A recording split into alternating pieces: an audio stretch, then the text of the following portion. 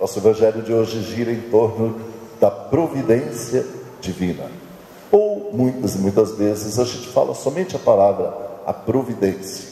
Quando nós falamos essa palavra, nós já estamos entendendo a superintendência de Deus sobre a vida de cada pessoa e os acontecimentos da história. Deus está sempre atento a tudo. Deus, no seu poder absoluto, na sua consciência absoluta, onisciente, tudo sabe, Ele está com a sua providência estendida sobre nós. Sua mão estendida para nos ajudar, para nos auxiliar. Livro do profeta Isaías, na leitura de hoje, fala assim: Sião disse, o Senhor me abandonou, o Senhor esqueceu-se de mim. E ali ele vai dissertando e falando, para depois mostrar que não houve isso. De fato, Deus nunca esquece de ninguém, de nenhum de seus filhos e filhas. Está sempre atento, fazendo a sua parte. Nós sim, esquecemos de Deus muitas vezes. Não fazemos a nossa parte e é de onde vem a ruína para nossas vidas. Quando é que nós nos esquecemos de Deus? Que situações podemos citar como exemplo? Juventude. Quando nós entramos na adolescência, geralmente é um período que a gente deixa as coisas de Deus de lado. Vamos firmando a nossa personalidade, vamos nos querendo firmar como pessoas do mundo, nossa autonomia, nós vamos deixando as coisas de Deus. Felizmente, no futuro a gente quase sempre volta, resgata, mas é um período perigoso, porque nós tiramos Deus da nossa vida. Tem um ditado que diz assim: coloque Deus fora da porta da sua casa, e pela janela entrarão todos os tipos de desgraças. Quando nós tiramos Deus da nossa vida, nós temos que ter muito cuidado. Na juventude, é muito comum acontecer isso. Estamos vivendo, por exemplo, um período do momo, Carnaval. Nós vemos diante de nós, seguindo para o Casco de Ouro, quantos e quantos jovens, na maioria das vezes inconsequente, passam com uma garrafa de vodka na mão, moças de 13, 14, 15 anos com uma lata de cerveja. O álcool tem poder de mexer com o nosso sistema nervoso central.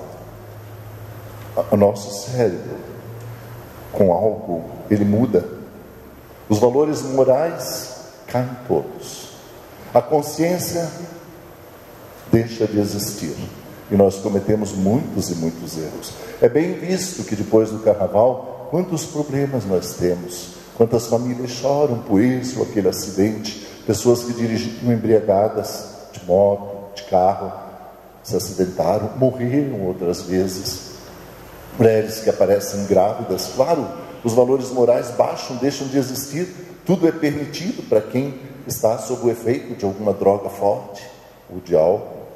Então, são momentos em que Deus está presente na nossa vida, mas não pode chegar porque nós o abandonamos. Nós o colocamos de lado.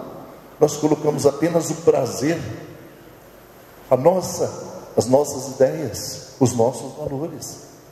E esquecemos das coisas de Deus. Não há como Ele nos ajudar.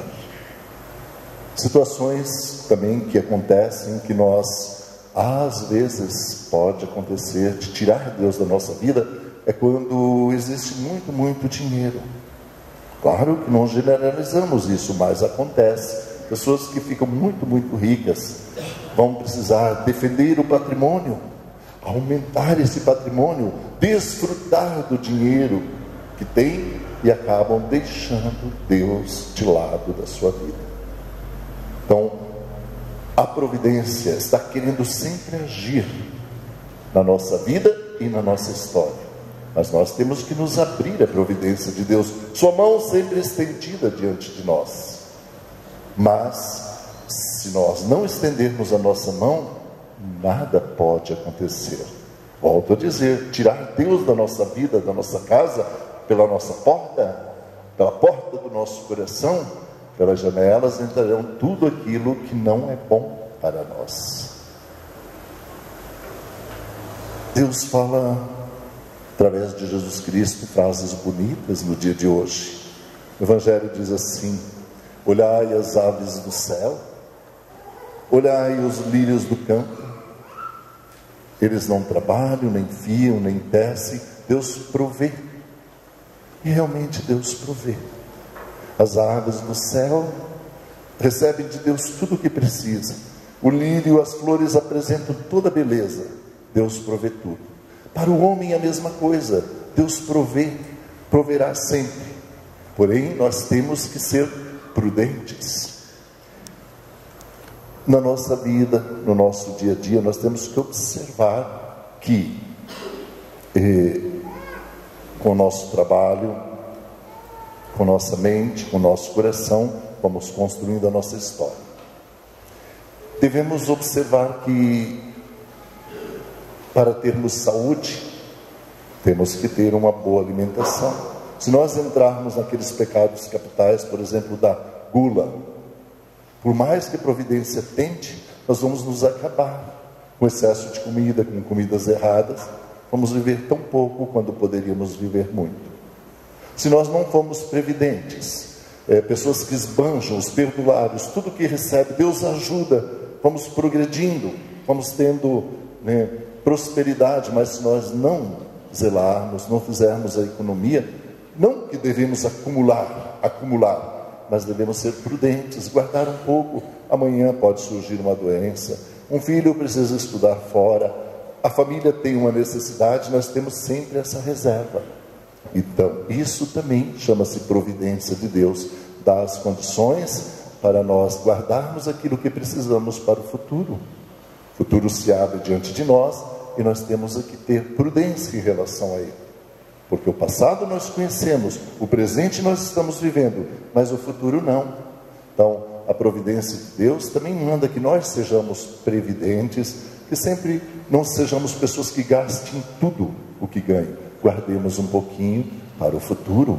Isso faz parte da providência de Deus também. Muitas e muitas vezes você escuta na televisão pessoas que foram famosas, ricas, e que acabaram na miséria. Por quê? Porque gastaram muito, são perdulários, nunca economizaram. O retiro dos artistas, por exemplo, apresenta lá nomes que foram grandes no passado e que hoje, sem nenhum arrimo, são colocados naquele lar dos artistas no Rio de Janeiro para receberem algum atendimento, porque eles não têm nada. Lendo recentemente uma revista, eu vi a história de um homem que foi famoso, chamado Mané Garrincha. Ele foi um grande jogador de futebol, um dos maiores nomes do futebol no mundo inteiro. E com 49 anos ele estava morando de aluguel com sua terceira esposa, já com 14 ou 15 filhos, mas abandonado. Quem pagava o aluguel era a FIFA, porque ele não tinha dinheiro nem para isso. Tudo que ele ganhou, tudo que ele conseguiu, foi-se por água abaixo. Entrou no caminho do álcool, e isso acabou mais ainda com ele.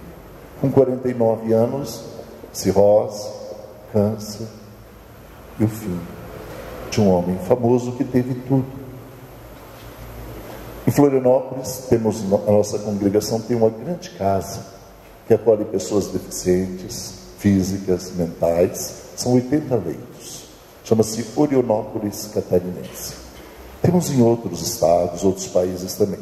Mas em Florianópolis, um dia, o ônibus parou e o condutor do ônibus deixou um senhor de idade que não falava, ele não conseguia falar, e disse: olha, pediram para entregar porque ele mora aqui. Ele não morava lá, mas claro, nós acolhemos. Não tínhamos dos 80 leitos nenhum disponível, mas a gente arrumou uma cama, uma bicama, e começou a cuidar dele.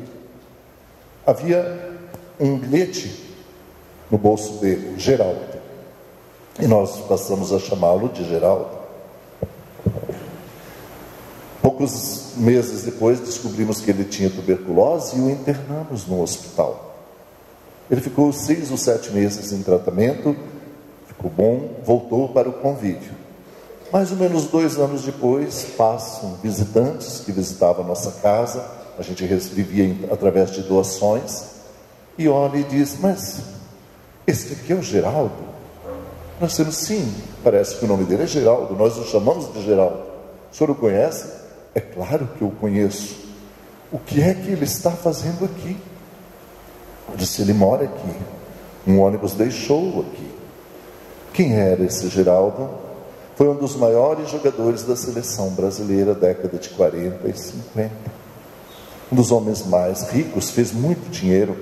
Quando chegou o tempo em que ele não podia mais jogar, 36, 38 anos, ele então mudou-se para Florianópolis e foi trabalhar como professor de educação física em colégios bons. Tinha 2 filhos, uma filha, a sua esposa, muito dinheiro.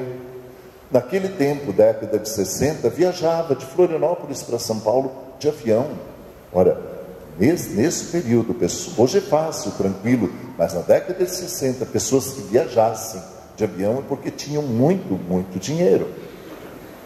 E ele tinha essa possibilidade, mas faltou uma administração desses bens. Os filhos, que nunca trabalharam, apenas conheceram o conforto vindo do dinheiro do pai, esbanjaram, entraram em problemas sérios. Um foi para a penitenciária por tráfico de droga, se não está lá até hoje, talvez já tenha falecido.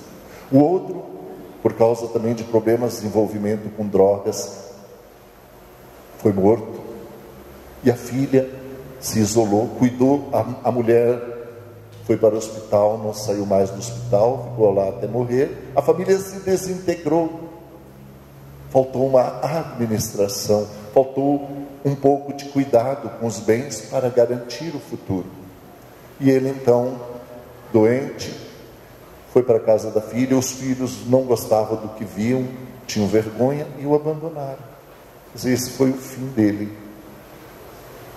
Ficou conosco até os seus últimos dias, até falecer. Então são exemplos, um homem famoso, mas faltou o quê? Faltou cuidado na administração da sua vida. O dinheiro foi muito, abandonaram tudo. Não que Deus o abandonou. Muitas e muitas pessoas nos procuram e dizem: mas por que Deus deixa acontecer isso comigo? Será que Deus está me castigando? Não, Deus não castiga ninguém. Nós somos filhos e filhas muito amados. Ele quer o nosso bem, o melhor para nós. Nós é que, ao nos fechar para a providência divina, é que permitimos que na nossa vida possa acontecer tantas desgraças. Enquanto nós permanecermos firmes, segurando na mão providente de Deus, cobertos pela providência divina, não podemos, não precisamos temer nada, porque o Senhor sempre suprirá todas as nossas necessidades. Javé, Jiré, diz em hebraico, o Deus provedor, o Deus que está sempre atento às necessidades dos filhos e filhas que nele confiam plenamente e que andam em seus caminhos. Louvado seja Deus, louvado seja nosso Senhor Jesus Cristo. Para sempre seja louvado.